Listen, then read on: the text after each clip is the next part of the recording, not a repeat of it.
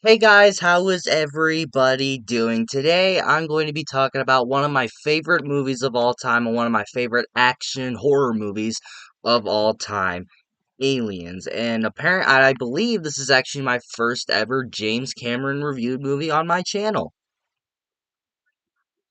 I'm proud of that.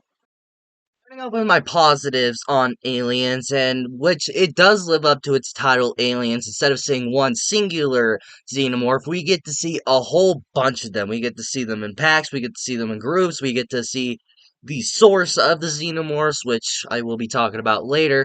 But not only do we get to see more xenomorphs and aliens, or whatever you want to call them, we also get to see more characters, and it's something I have always said about making a sequel to a movie that was just so amazing is that you take the concept, take the characters, take a horror movie, whatever it might be, and try to make it your own thing, but also try to make it bigger and try to make it better. And Alien succeeds in all that. James Cameron comes onto the project to write and direct the project to where he made it more of an action thriller than a horror thriller or anything like that. He gives it a new take, he gives it a new spin on the series, and he also just brings in fresh faces to the series for to see them die. And one of my favorite characters to bring in was Bill Paxton. I'm a huge Bill Paxton fan, and it's a shame to see that he died so early on, or so early in his age, to where he's one of my favorite actors of all time. I absolutely love him in Frailty. That's one of my favorite horror movies of all time.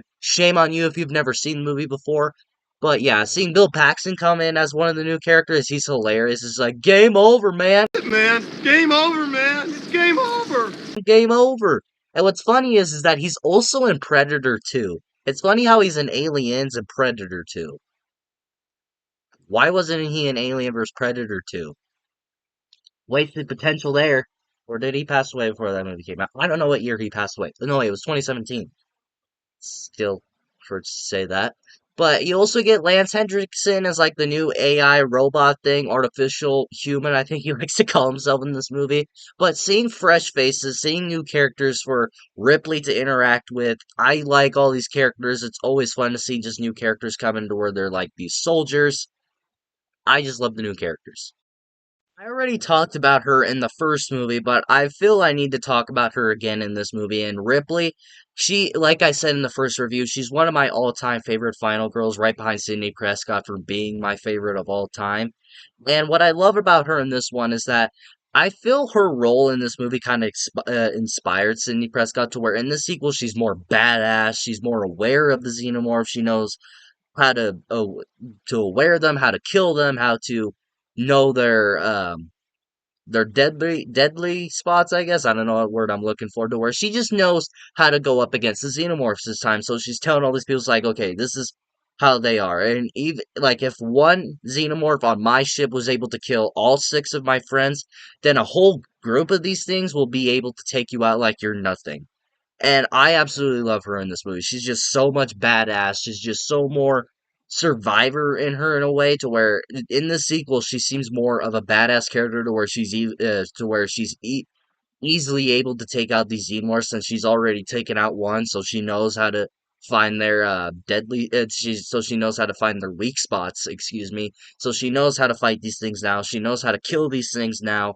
And in this movie, it's even more badass when she gets into the little yellow robot outfit to fight the queen alien at the end, and then she gives off one of my favorite lines from any final girl ever.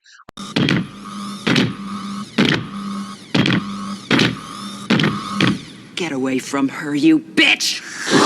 I'm still mad at Randy for messing that up in Scream 2. I will never forgive him for that. To this day, that's one of my biggest problems with Scream 2. I know it shouldn't be an issue, but for some reason, every time I watch it, it pisses me off because he messes up the line. And he's supposed to be the film geek. Why am I talking about Scream 2? But yeah, Ripley in this movie, she's just more badass, and especially at the end when she's just fighting the Queen Alien, which is one of the coolest fights I've ever seen in a horror movie before. But yeah, Ripley, even more badass in the sequel, even more badass, and I think this is the coolest she is in this entire series. I'll get to Alien Resurrection. I also really like how these characters in this whole movie kind of feels like a war movie and kind of like a military-like movie to where you get like that military-like feeling, which I'm assuming what James Cameron was going for because these characters are military soldiers in a way. I don't know if that's what they call them in this movie. I don't know if that's what they are, but that's what they feel like. But I don't know if that's what was intended, but that's just what they feel like. They're basically soldiers, and this is like a military in space to where they're basically sent out on this mission to kind of destroy the xenomorphs and kind of make them go extinct, but then shit goes bananas. But yeah, I really like that whole military war like feeling of this movie. I'm a huge war fan, Saving Private Ryan, one of my all-time favorites of all time. But yeah, I don't know why, but every time I just watch this movie, I can't help but just like, oh, I like this military feeling, which goes well with the action symmetric of this movie and this more soldier like heavy thing, but I don't know. Every time I watch this movie, I'm like, you know what? That military stuff's badass. Give me more of it. And Fede Alvarez said he took the horror of Alien and the action of Aliens and put them together. Give me that military like feeling, buddy. I'm really hoping we get another Alien like sequel to this. 'Cause I don't like Alien 3. And this is just like a little small detail that's in this movie, but it's every time I think of the xenomorphs, I always think of the design in this movie to where I actually prefer the design of these xenomorphs over the one in the first movie or out of this entire series because every time I think of them, I always think of that design, always that version of them because when you see like the little bumps or gills or whatever you want to call them that's on their head or like that armor like feeling. Every time I look at those, I just can't help but be going along with the military feeling of the movie. Is that their skin, their whatever's really on them? I guess it's their skin, but their skin kind of looks like it's armored to where it makes them look like they're more protected in a way. That's a weird design, and I know it's like a weird thing to point out, but it's just every time I think of the aliens, I always think of these versions in this design to where they're kind of more creepier in a way and more badass to look. This movie, badass sequel. What can I say? But I just always like that design. Every time I just look at those, I'm like, those are cool. I want that design more. Give me that. That one's cool. It fits the action of this movie. It fits the military version of this movie. I like it. Where's more of that? But people like that more smooth head version. And since I keep mentioning the action, let's talk about it. The action in this movie is awesome. Now, I will admit I could agree with some people online saying that the action in this movie may seem a bit dated or not as good as it used to be due to modern times, which sure I can agree to that because of recent movies like Extraction, John Wick, Guardians of the Galaxy Volume 3, because there was a cool sequence. I'm kind of just looking at the movies in behind my computer to think of the things. But like especially just recent action movies today and just how awesome they are today and how awesomely they're choreographed and like comic book movies today, stuff like that. But it's just today's times we just have better action, we just have better choreographed, we just have better stunt work, we just have better actors to do them, I guess.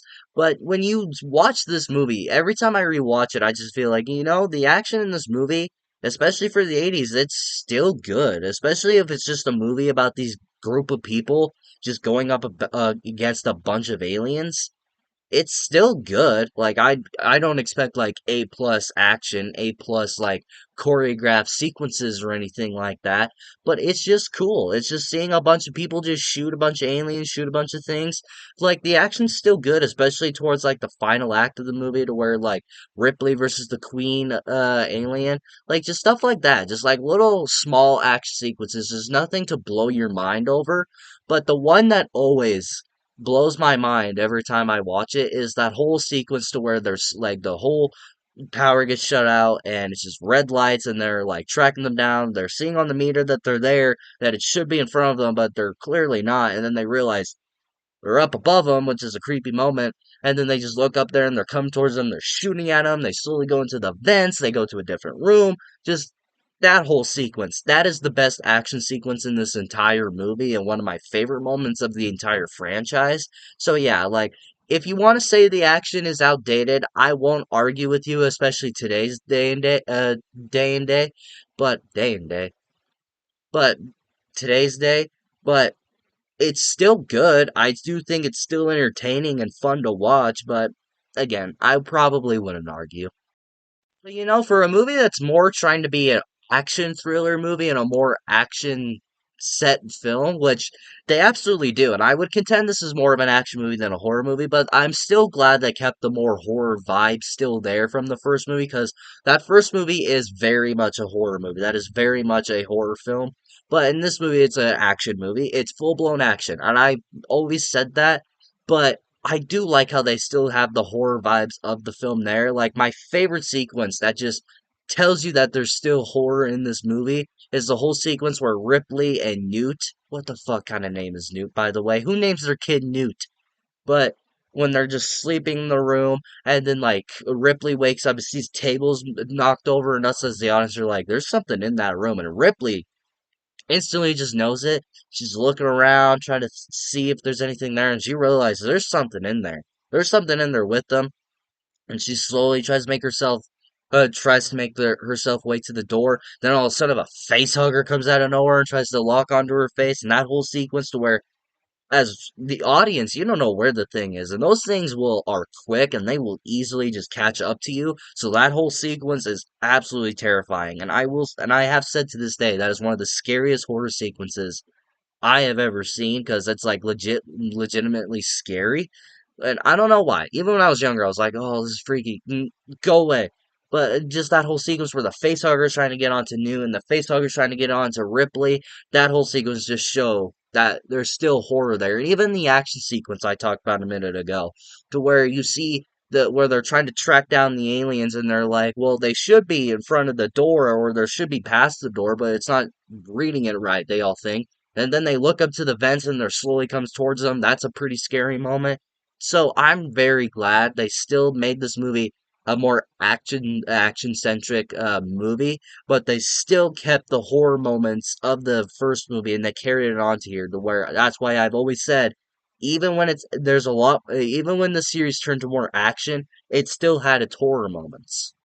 And something that has become iconic throughout the entire years of the Alien series, and which has become one of the most iconic things James Cameron has ever thought of, and that is the Queen Alien, to where you can finally see where the xenomorphs come from, how the eggs are laid, where the facehuggers come from, the source of the source of these eggs. You finally get to see what makes them basically, and that is the awesome looking Queen Alien, and probably one of the coolest things in a horror movie ever. It's probably my favorite thing after the Predator. Like I don't know why. It only has like two appearances in this entire series.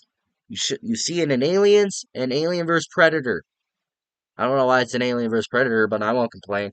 But it's just like, how do you get something that's just so badass looking and just so cool to only show up in two movies? Two movies. I don't know why.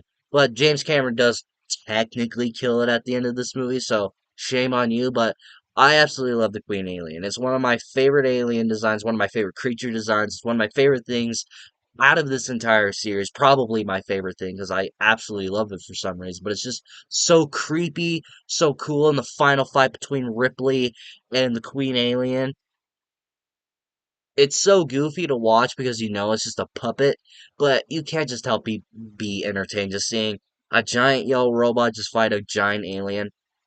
That there is popcorn fun, as I like to call it. That's just a bunch of thing to where you can sit down, and just eat popcorn as you're watching and just have fun with it. That's what I've always said. But yeah, Queen Alien, it absolutely rules. All in all, guys, I don't have a single issue once again with Aliens. I didn't have a single issue with the first movie, and I don't have a single issue with the second movie. These two movies back to back are absolute masterpieces in my mind. They're two of my favorite movies of all time. This is one of my favorite action movies of all time, and one of my favorite James Cameron movies of all time. I absolutely love it, but I will say this. As of right now, I probably prefer Alien, but if you ask me today, you ask me tomorrow, ask me next week, next month, whenever you ask me, my opinion always switches, but as of right now, I think I do prefer Alien, but we shall see when my ranking comes. But Alien's one of my favorite sequels of all time, and it's a very close contender being my favorite Alien movie, right behind the first movie, because those two movies back to back are just two amazing movies in my mind. What do you guys think about Aliens? Have you seen it? What do you think about it? Do you like this movie? Do you not like this movie? Do you prefer Alien? Do you prefer this one over Alien? Let me know in the comments below and we shall talk about it. If you like this video, like it. If you love it, subscribe and hit the bell notification so you will get notified for all of my latest videos and for the rest of my Alien review series. Thank you all so much for watching once again, and as always, I'll see you in the next video.